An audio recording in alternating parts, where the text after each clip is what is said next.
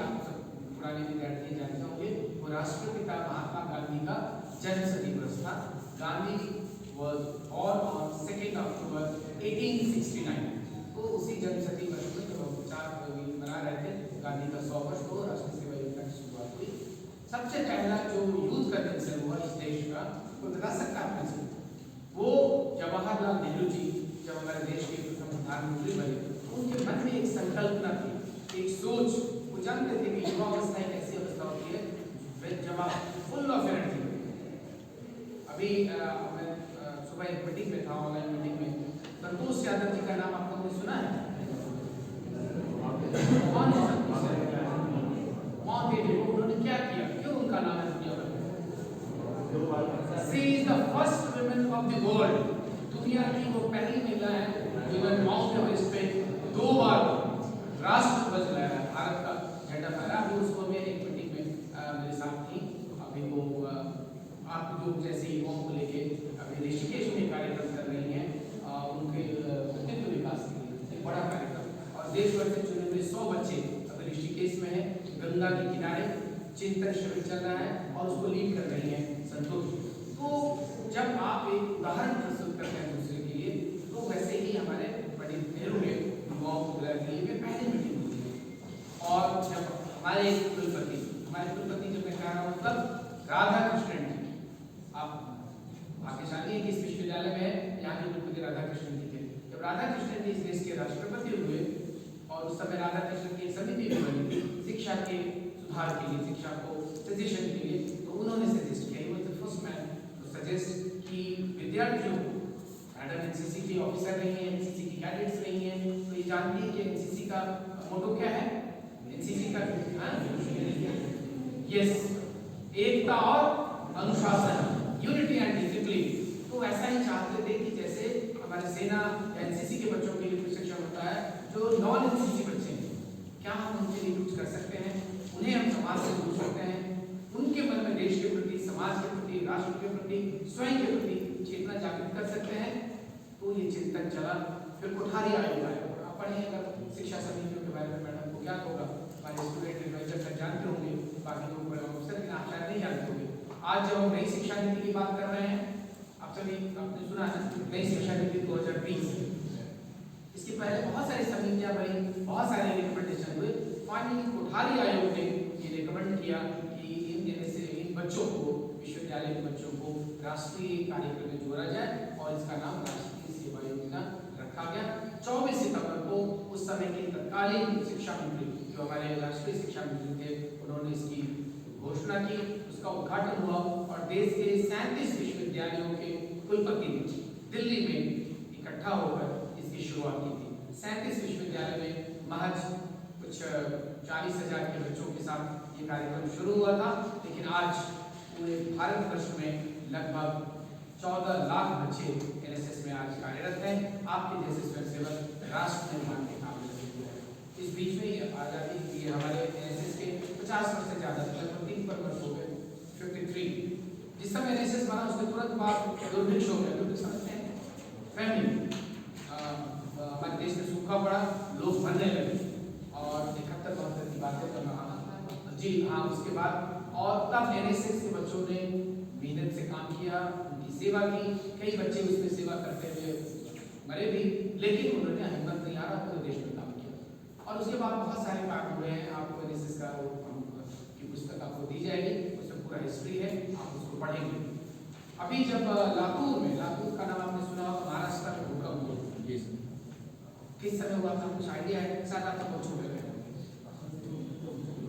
कोई आइडिया है?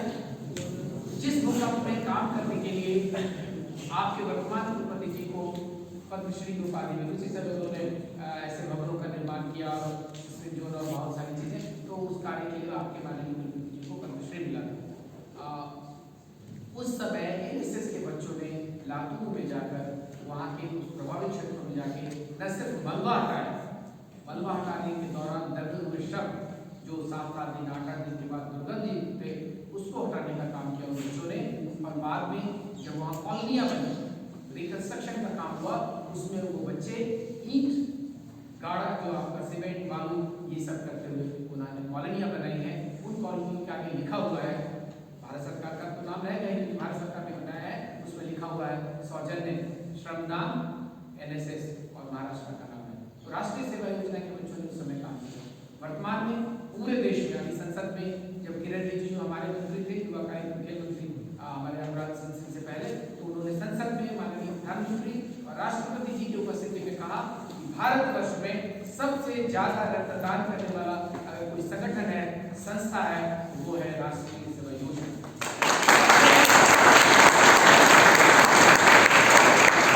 सबसे ज्यादा पौधा लगाने वाला अगर कोई संगठन है, वो है राष्ट्रीय सेवा योजना।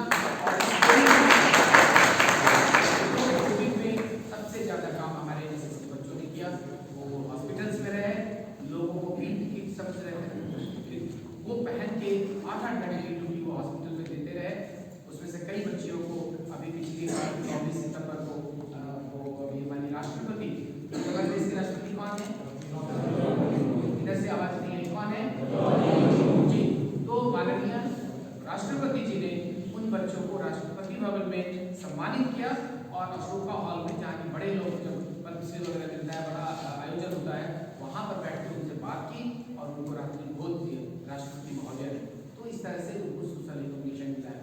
हमारे विश्वविद्यालय में भी बहुत सारे काम हुए हैं पिछले 4 वर्षों में, जितना रक्तदान हुआ है और वृक्ष लगाए गए, लगभग 10,000 पौधे हम लोगों ने विश्वविद्यालय में लगाए। यहाँ पर बड़ा इंस्टीट्यूट ऑफ एनवायरमेंटल साइंस का है, सस्टेनेबल डेवलपमेंट। आप चाहेंगे कि एक बार जब आप इस शिविर के दौरान वहाँ जरूर जाके देखिए, उनका पीछे का हिस्सा बहुत एकदम बैरन था, पूरा खाली पड़ा है। अभी पिछले जून से लेके अगस्त तक हम लोगों ने उसमें 10,000 पौधे लगाए। आपको लगेगा इतने छोटे भूभाग में 10,000 पौधे कैसे लग सकते हैं? तो अभी एक मियागी पद्धति शुरू हुई है, जापान की पद्धति है वो।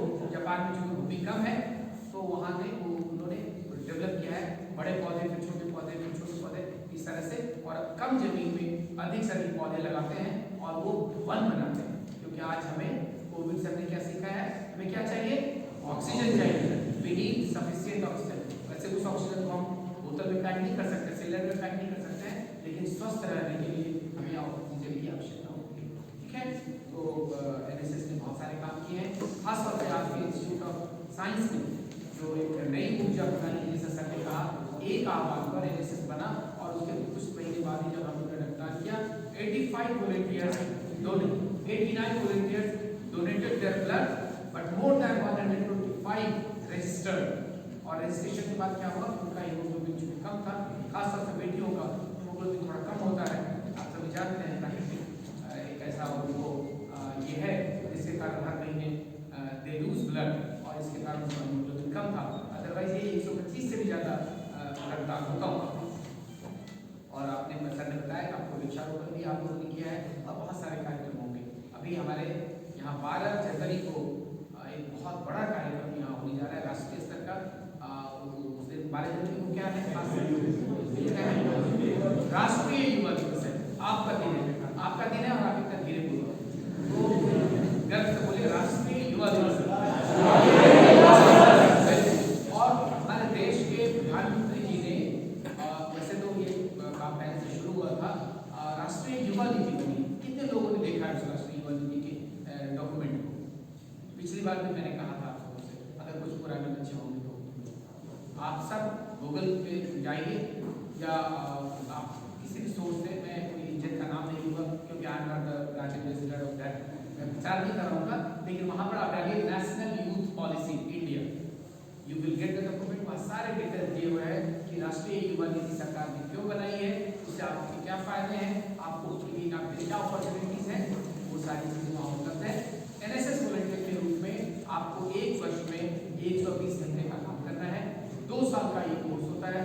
120 और 120 240 घंटे रेगुलर एक्टिविटीज के आपको करने होंगे, जिसमें स्लम्स एरिया में या जो एडॉप्टेड विलेज है, जैसे आपका नासिरपुर है, वहाँ जाके वहाँ के विद्यालय में, वहाँ के बच्चों के बीच में, वहाँ की लड़कियों के बीच में, महिलाओं के बीच में आप स्वास्थ्य की बात करेंगे, शिक्षा की बात करेंगे, अच्छे जीवन जीने की बात करेंगे, मानवीय मूल्य की बात करेंगे। और आपका 2 7 डेज कैंप होगा एक साल में, और अगले साल 2 7 डेज कैंप में आपको भाग लेना है। 7 डेज कैंप की गतिविधियाँ भी आपको सर बताएंगे। उसमें श्रमदान भी है, उसमें गीत भी है, उसमें गायन भी है, नृत्य भी है, और होलिस्टिक अप्रोच के साथ आपको एक बेहतर नागरिक बनाने की योजना है। आप सबको से अनुरोध है कि आप इसमें स्वयंसेवक के रूप में, और इसका नाम क्या रखा है उन्होंने, स्वयंसेवक। स्वयंसेवक इसका मतलब होता है स्वयं से आप, कई बार टीचर क्लास में कहते हैं कि voluntary somebody should come forward and take this responsibility. So you have volunteered yourself.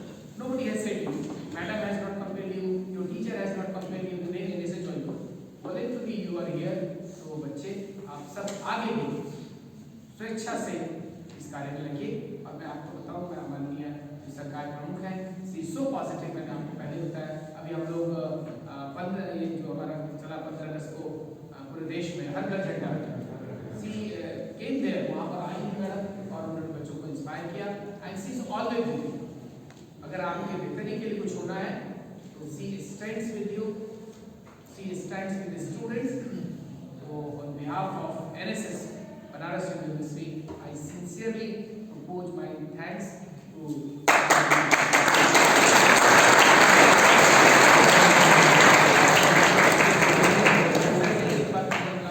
हमारी, लेकिन इस तरह एनएसएस प्लेटफॉर्म पे नहीं हुई है।